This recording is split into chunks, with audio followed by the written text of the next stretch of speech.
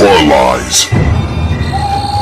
Hey guys, Rob from Georgia here with you. It is week 320, and this week I thought I would salute old Sid Haig. Unfortunately, back in September, he left us at the age of 80, and we have been reeling ever since. And so thinking about what movie could I do, and just really just celebrate his life and career. Well, I thought I would just start at the beginning, and not only is it really representative of just an incredible career that would unfold, but it also historically harkens my involvement with just doing videos and such. I remember back in episode 39 of the 22 Shots, Moods and Horror, way back in 2015, they, of course, the spotlight was Jack Hill's Spider Baby. And I had never even heard of this movie before. I knew Lon Chaney Jr. was, but I had never heard of the movie. And so upon listening to the review, I immediately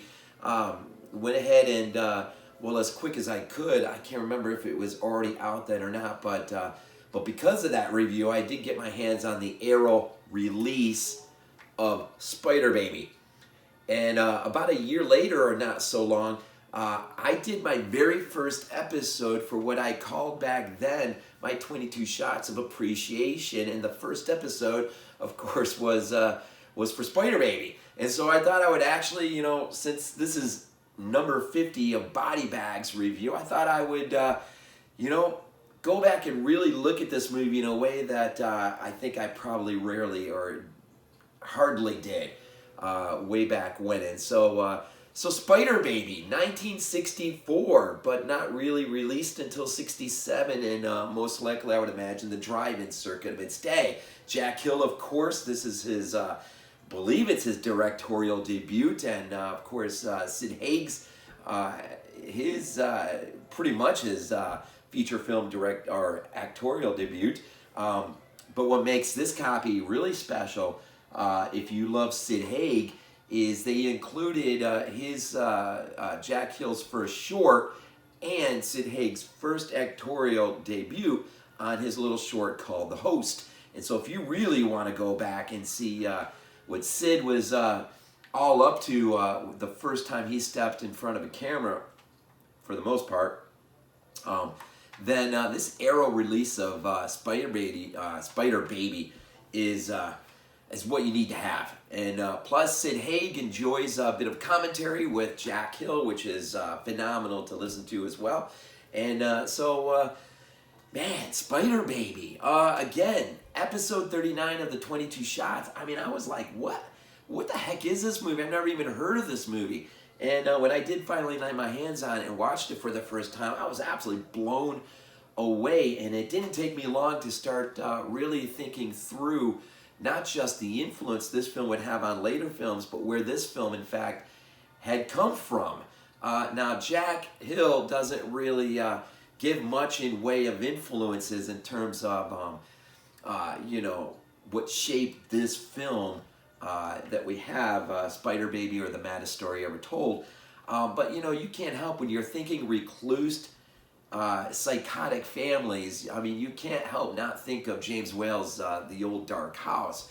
And in a little bit of research, too, I came across, I think it was 1962, there was a book called We Still Live in the, or We Have Always Lived in the Castle. Shirley Jackson had written this book. And I don't know if Jack Hill had read the book or not, but I've read that perhaps there is an influence tie-in as well. The stories are, somewhat related. But what would it influence? I mean, I don't know. The Texas Chainsaw Massacre.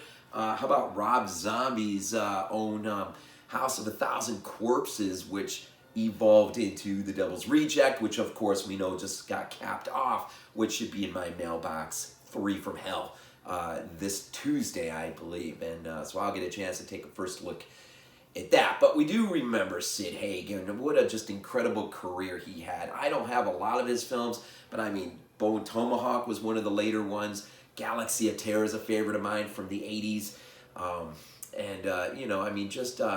Of course, I think he was in Coffee and some of the other blaxploitation films of Jack Hill, and Sid Haig, man, he even guest hosted on Dukes of Hazzard, which is funny. That clip's on YouTube. But Spider Baby. So what do you have here? I mean, you have Lon Chaney Jr. Of course, he plays the chauffeur and protector of the family, Bruno. Kara Ohmart as Emily, and of course Redeker, Quinn Redeker as Peter. They're cousins, right? And Beverly Washburn as Elizabeth, and Jill Banner, of course Virginia, and those two are sisters. Mary of the Mary family that we'll get to know, and of course Sid Haig as Ralph. And you got those three siblings, Virginia and Elizabeth and Ralph, who probably, well, Ralph in his worst way, but they all, you know, they're the end of the line of this marriage. Well, perhaps are they? And that becomes a question throughout the film and towards the end of the film, which is left open. And it's great to listen to Jack Hill's comment on how he had already had ideas actually to push the story forward in quite an innovative, creative way. I really wish he would get the chance to do this. I think it would be pretty awesome. But Spider Baby, really what you have here is, you know, Lon Chaney, like I said, takes care of this family, and they're at the end of their line, and they're like hidden away in this house, and they've garnered their own reputation over the years, and it's kind of like the spook house, right? And no one goes near it. In fact, we do have an opening scene involving a mailman of sorts who comes to deliver a package, and of course he'll meet his demise very early on in a very, very, very spooky,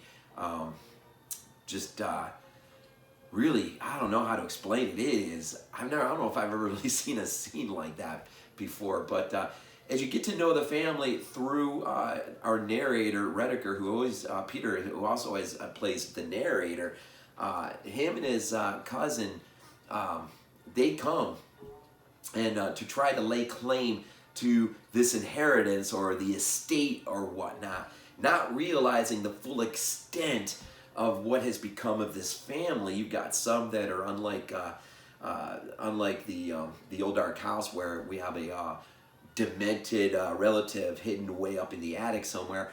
In this, you've got relatives who have been hidden away in the basement. And this movie touches on so many taboo subjects along the way. Everything from incest to rape to, I guess necromancy is the right word to put it. I mean, it just hits on so many weird but subtle ways, so many levels that it's... I mean, this movie, you put on this movie and you get assaulted by so many different things, but the movie never goes beyond itself in terms of assaulting your senses. Not like movies would later on and do today. They feel the need to not be as near as subtle. But the problem with that is something like Spider Baby.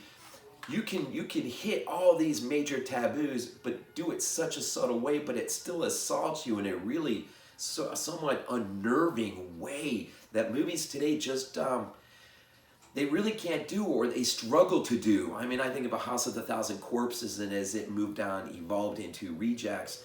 Have not seen the third piece yet, but you know, Rob was able to hit, you know, some areas there, and via how he approached it is unnerving. But to think what Jack Hill was able to create without assaulting the senses with language and gore and just all these sometimes unnecessary tropes, I guess. He was able to create a film that even today, for today's audiences who are not aware of Jack Hill, not aware of Spider Baby, to sit down and watch this movie first time through, it's like, this was made when? 1964? This is insane. I mean, it won't see the light of the drive-in circuit until 67, but still, I mean, and in a similar fun kind of way, House of a Thousand Corpses, right, will also go through kind of its own weird delay for other reasons. Universal pretty much gets assaulted by a zombie in probably not so different way than they got assaulted initially by screening Spider Baby by Jack Hill. And so, you know, the two do share that in common. But anyways, the relatives come in with their lawyer, you know, and through the course of a night or so, they will, you know, they will basically fall into the hands of what's left of this merry family. And it's the kind of movie that you don't really want to talk too much about, because so much of it is worth being enjoyed. I mean, there's the dinner table scene, which really, I don't know if it had ever really been done before. I mean, I know in the Old Dark House there is a dinner table scene, but not until we would see in the Texas Chainsaw Massacre is a scene quite like this that unfolds in Spider Baby. Not quite to the degree in Chainsaw, but in its own weird way. And at the same time, there's an awesome line that Lon Chaney delivers, which harkens back to his character in the original Wolfman in 41, and which is delivered sometimes, you know, if these things happen today in film, they usually come across so cheesy, but man, that line is delivered so classy, and the way it's received and the way it comes off the screen it is one of the greatest tipping of the hats to not only his career, Lon Chaney's career, but the film, his legacy, and Universal, and just all that had come before. Spider Baby in its own way becomes a benchmark for all that is to come ahead. And so if you have never, by some weird chance, never seen this film, you know, this is one of those rarities where I would say, without even seeing it, you need to just get the Arrow copy.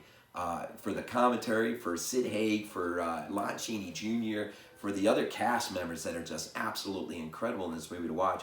The original short, The Host, a lot to be in a book, a lot to be desired in this film to have in our collection. And it is a benchmark of things to come down the road. And so I just wanted to take a few minutes and celebrate not just a career that unfortunately we saw come to its end, but also Jack Hill, and a benchmark of filmmaking in terms of just films that used to, in a way, be able to unnerve without assaulting our senses with just the overflow of a lot of sometimes unnecessary things to gain their point. I think just Rob Zombie's films, to a degree, have done an effective job at doing that, but in doing it, he has to also hit certain things that you just weren't, they were just absent in Jack Hill's film, and yet it still delivers, even today. I don't think this movie has lessened at all. It still delivers the punch that he, that I'm sure, I can't imagine how fortunate people would have been not knowing, sitting at a drive-in late at night watching this movie, wondering, what the freaking crap is this? And having a blast with it, I hope, and not realizing just the benchmark in filmmaking that this movie, in terms of its cult status and whatnot, right? So anyways, Sid Haig, a career to be remembered and to be celebrated, a film that needs to be remembered and celebrated, and a director as well.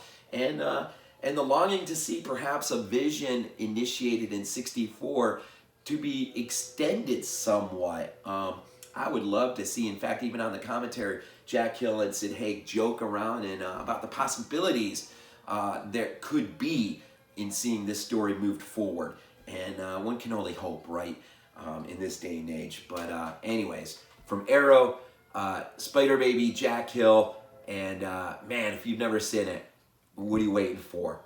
You really need to check this out. And this is Rob from Georgia again. This is BodyBags, and I am your Wednesday night host.